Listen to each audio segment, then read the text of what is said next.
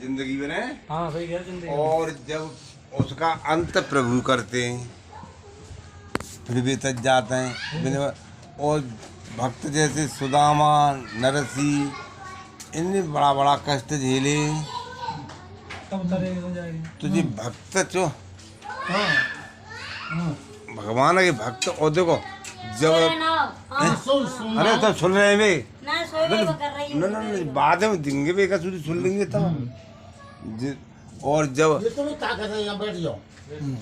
जब भगवान श्री कृष्ण वृंदावन में रहे तो कंस ने इतने ऊपर पूरे सारे वृंदावन को इतना कष्ट दिया कि वे जीवे के लाले पड़ गए भगवान की मदद करनी। तो बहन जो भगतनों पे बहुत बहुत कष्ट आवत है। और जी तो राक्षस मौजे मल्ली उड़ावत है। प्रभु की जी काम आया है। हाँ अब कहता रहो तुम। दो बातें। हाँ लगा दियो। भक्त जो हैं पहले नंबर एक के 4 प्रकार के होते हैं। हाँ 4 प्रकार के। ठीक है, जानते हैं?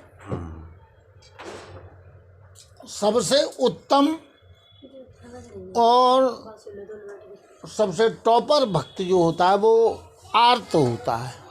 जैसे सुदामा थी आर्त भक्त होता है। सुदामा आर्त भक्त नहीं थे। समझ लें आप। आर्त भक्त होता है। आर्त भक्त कहते हैं कि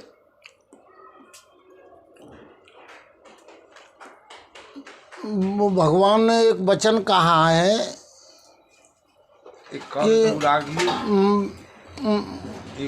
मांगने में भी संकोच करते हैं।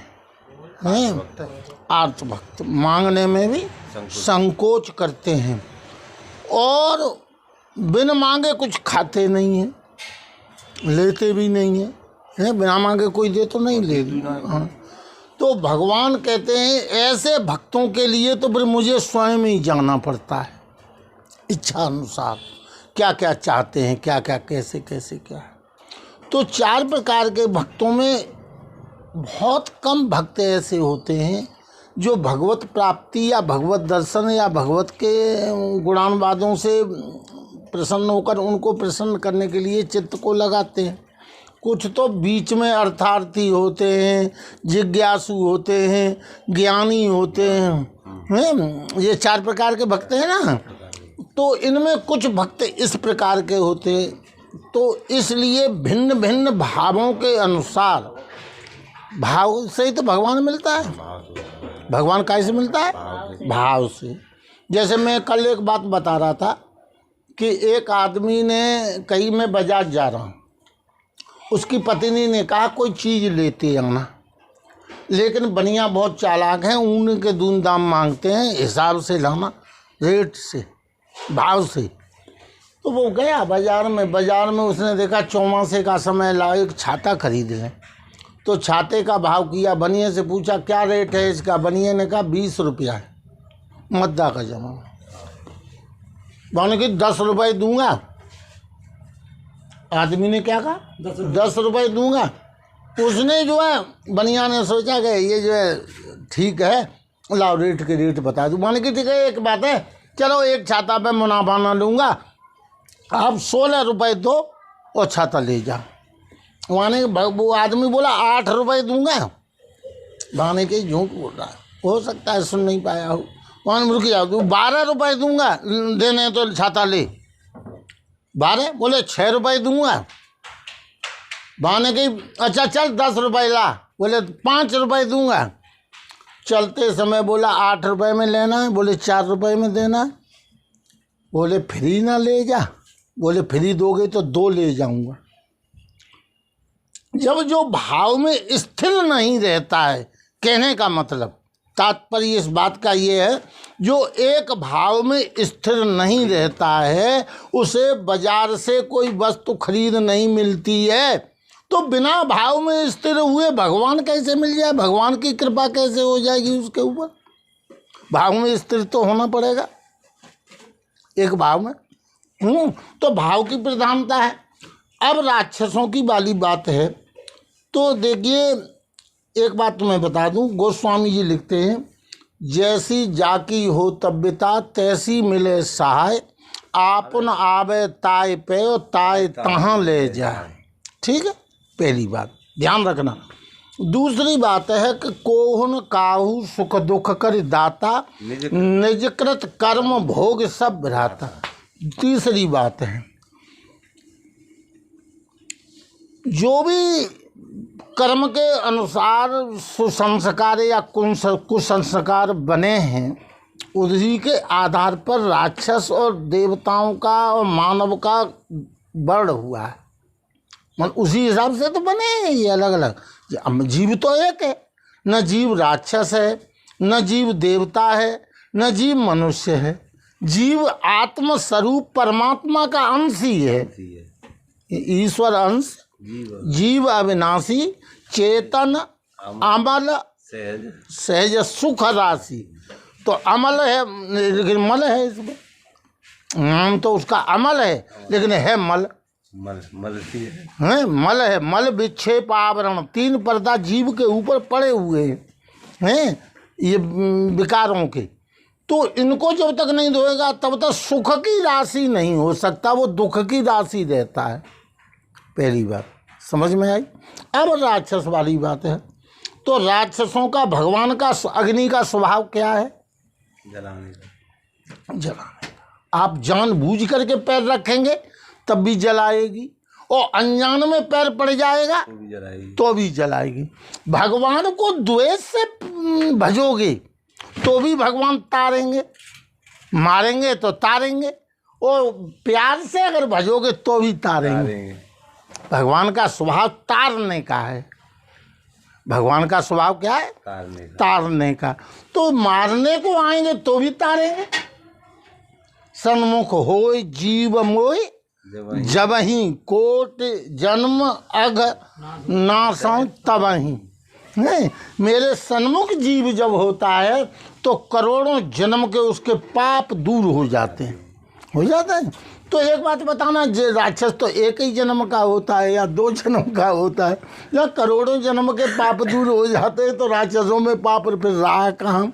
जब नहीं रहा तो फिर उन्हें शुद्ध होने में, तरने में कोई देरी नहीं है। और भगवान के हाथ से मरेगा तो तरेगा, ये निश्चित है। हाँ, ये इसमें कोई दुराव नहीं है। तो भगवान के राक्षसों की ये प्रणाली है कि वो हठी होते हैं, हठयोग होता है। राक्षस क्या होता है? हठयोग होता है। राक्षस क्या होता है? हठी होते हैं। वो जबरदस्ती बलात् अपने अधिकारों का उपयोग करके और भगवान को वशीभूत करना चाहते हैं, भगवान से वरदान प्राप्त करना चाहते हैं। लेकिन भगवान उसकी तपस्या के भाव को देखते हुए वर तो दे देता है, लेकिन फिर उसके लिए उसे उसी प्रकार का विधान बनाना, नष्ट करना भाई बनाना पड़ेगा कि नहीं बनाना पड़ेगा। तो भगवान अपने भक्तों के लिए, जैसे कहा, किसी ने कहा कि भगवान चलो आप पर तो कुछ जिम्मेदारी नहीं है, तो उन्होंने कही, भगवान ने कही मेरे पे भी कर्जा है। आप पे कर्जा? हाँ। बोले मेरे पे कर्ज है। बोले कर्ज की बीमारी तो बहुत होती है। 3 चीज़ें आदमी को नहीं भूलनी चाहिए, कर्ज, मर्ज और फर्ज अदा करना। हमारा क्या फ़र्ज है? अगर जो आदमी ये भूल जाता है कि हमारा किसी के प्रति क्या फ़र्ज है, और वो भूल गया तो फर्ज अदा नहीं कर रहा है, तो उसे भोगना पड़ेगा ना। चाहे माता पिता हों, चाहे गुरु हों, चाहे संबंधी हों, चाहे कोई भी हो, फर्ज तो माता पिता को अपना फर्ज होना चाहिए, हर एक को अपना अपना होना चाहिए। तो 3 चीज़ें याद रखो, मर्ज को छोड़ो मती, कर्ज को छोड़ो मती, और फर्ज को छोड़ो मती, मतलब त्यागो मती, उसे अदा कर दो। ठीक है ना? ठीक है। तो 3 चीज़ें भगवान ने कहा, आप क्या कर्ज? बोले मुझ पे है जो लेन देन करता है। भाई कर्ज किने का होता है? जो लेन देन करता है, साहूकार लेन देन करता है। लेन देन वही करेगा जो ब्याज लेगा देगा, वही करेगा। तो लेन देन को करता है। तो उन्होंने कहा ज्ञानी करता है। बोले ज्ञानी नहीं करता है। ज्ञानी का मत है मोह कछु लेना न देना मगन रहना। कुछ लेना न देना, मगन रहे। मगन रहना। ज्ञानी कहता है मुझे भगवान से कुछ नहीं चाहिए। अर्थ न धर्म न काम रुच, कोई इच्छा नहीं है। अर्थ नहीं चाहिए, धर्म नहीं चाहिए, कामनाओं की कोई इच्छा नहीं, मुझे कोई कुछ नहीं चाहिए, मांगता ही नहीं है। और भगवान भी ज्ञानी से कुछ नहीं मांगता है, वो तो प्रौढ़ है, जवान है। भगवान की नज़र में ज्ञानी प्रौढ़ है। प्रौढ़ कहते हैं जवान को, और जवान के लिए माता पिता कभी नहीं देखते हैं। वो तो जवान हो गया, अब अपने करा खाएगा आराम से, पैरों ठाड़ा हो गया। और बच्चे, माँ बाप किसका ध्यान ज़्यादा रखते हैं? जो अबोध होता है। किसका ध्यान रखते हैं? अबोध होता है। अबोध कौन होता है? बालक। तो करऊं सदा तिनकी रखवारी, जिम बालक राखे महतारी। हैं, जैसे माँ बच्चे की रक्षा करती है, इस प्रकार मैं अपने भक्तों की रक्षा करता हूँ। उन भक्तों की रक्षा करता हूँ जो आर्त भाव के होते हैं। कैसे होते हैं? आर्त भाव के होते हैं। भगवान के अलावा दूसरा न कोई आस है, न भरोसा है, न जिज्ञासा है, न तन्मयता है, कुछ भी नहीं है। एक भरोसा, एक बल, एक आस विश्वास, एक ही भरोसा है जिनको, एक ही आस है परमात्मा, दूसरे की आस ही नहीं है, किसी से कोई मतलब ही नहीं है, परमात्मा के अलावा। भगवान उनकी सारी मनोकामना जैसे रक्षा करते, जैसे माँ बच्चे की रक्षा करते, अबोधता का। लेकिन भक्तों के लिए भगवान एक और कहता है। उन्होंने कहा भक्त 4 प्रकार के बताए पहले, लेकिन उनमें भी 4 प्रकार को में भी मुझे सबसे अयान, मतलब अज्ञान, बुद्धिहीन, परमहंस जो कुछ नहीं जानता है, वो ज़्यादा प्रिय है।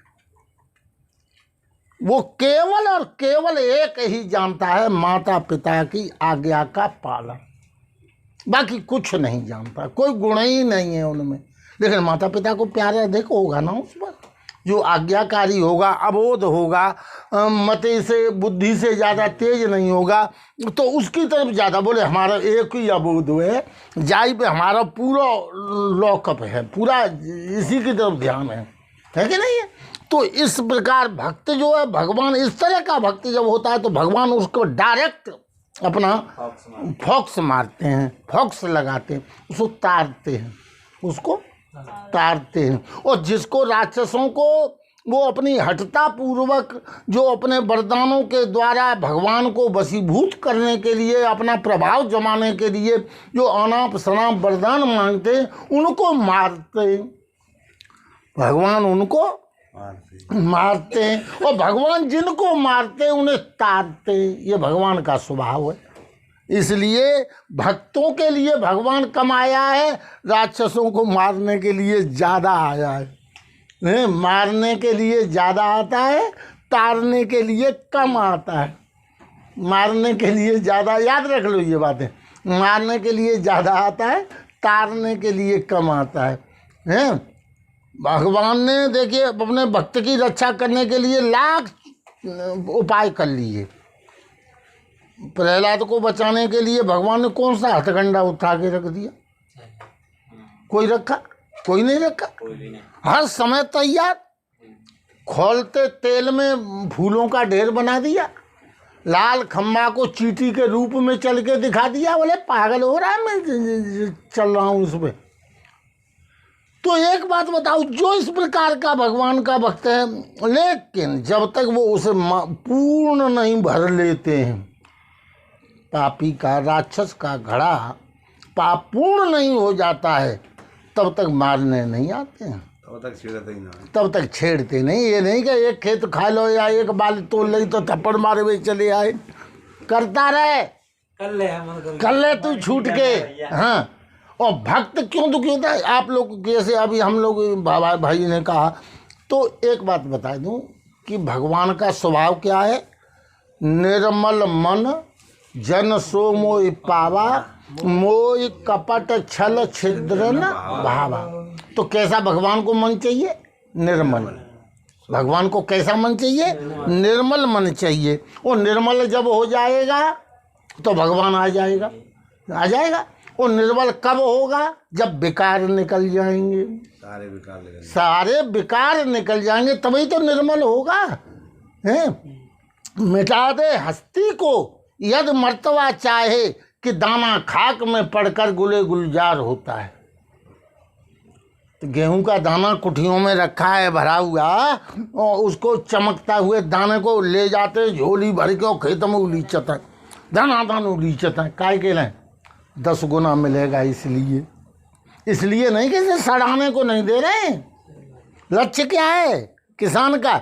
10 गुना मिलेगा, इसलिए उलीच रहे हैं। और उलीच के वो दाना जमीन में मिलता है, मिट्टी में मिलता है, तरी गर्मी नमी सभी चीज़ मिलती है।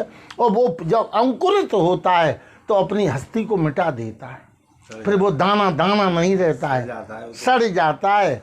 लेकिन हस्ती मिटाते मिटाते भी ऐसा अंकुर दे जाता है जो अपने की बजाय 10 गुना माल पैदा करके देता है। क्या देता है? 10 गुना माल पैदा करके देता है। तो मिटा दे हस्ती को यदि मर्तबा चाहे, कि दाना खाक में पड़कर गुले गुलजार होता है। हैं? तो भक्त जो है मिटता है, काय के लिए होता है?